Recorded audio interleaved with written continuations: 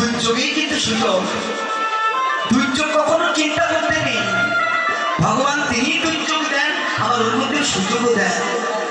প্রচন্ড দেখবেন বৃষ্টি হচ্ছে, ঝড় হচ্ছে, এর মধ্যে কিছু কিছু মানুষ সুযোগ খোঁজে, বুঝলি কিনা? যারা চোর তদনুরূপ রসিক ভক্তিও তারাই কি করে জানি, ওই বিপদের মধ্যেও তারা সেই অমৃতের ভান্ডার খোঁজে।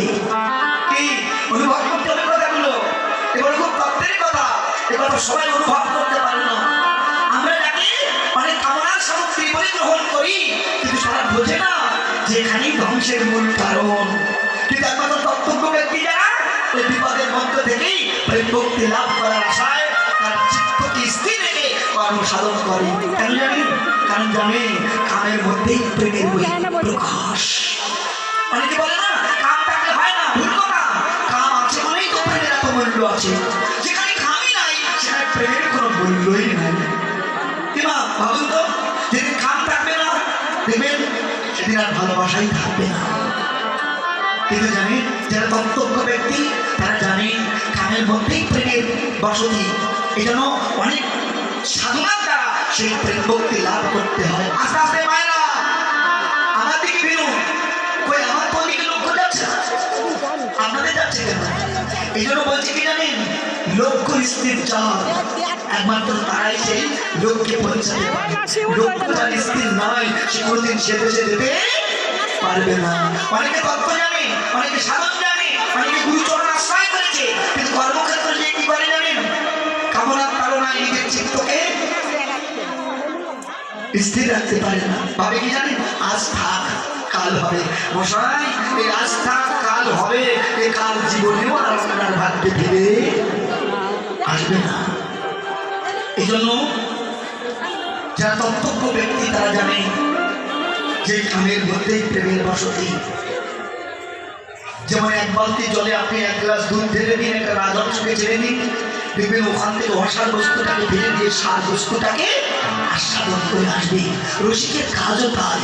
এই জন্য তত্ত্বে কি বলছে জানো না, ধৈর্য যার বীর্যতা, যার ধৈর্যই নাই এই জগতে তার কিচ্ছুই নাই। এই কারণে নিজেটাকে স্থির রাখতে হয়। মতিভ্রষ্ট হলে রতিভ্রষ্ট হয়, রতিভ্রষ্ট হলে কামের বহির্বিকাশ ঘটে, আর কামের বহির্বিকাশ ঘটলে কৃষ্ণ ধর্ম পালিয়ে যায়। এই কারণে মতিকে স্থির রাখা বড় দরকার।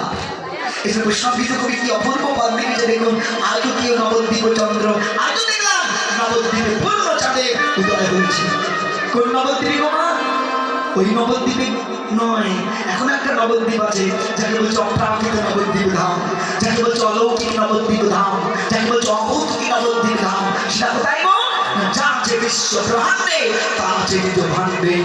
এই যে নবদার বিশিষ্ট দেহ, গুরু কৃপা যদি হয় তাহলে আপনি এই নবদ্বীপের মাঝে আমার ভগবান গৌর সুন্দরী কাকে অনায়াসে দর্শন করতে পারবেন।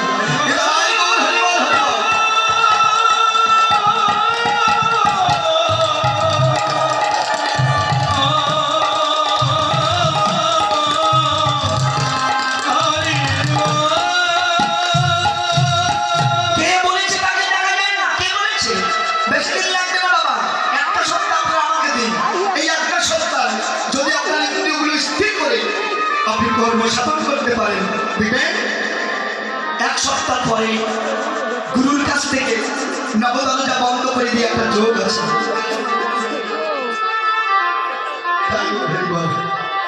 জানি তা রাধে রাধে ভাইরা, কথাগুলো মন দিয়ে শুনতে হবে।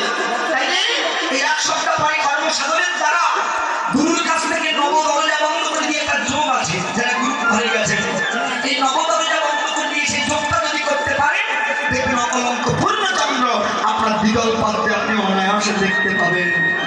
কিন্তু একটা কথা মন দিয়ে শুনে রাখুন মা, যার ঘরে পূর্ণিমা লাগার আগে ঘন ঘন অমাবস্যা হয়, তার ঘরে কখনো গৌর চাঁদের দর্শন সম্ভব নয়।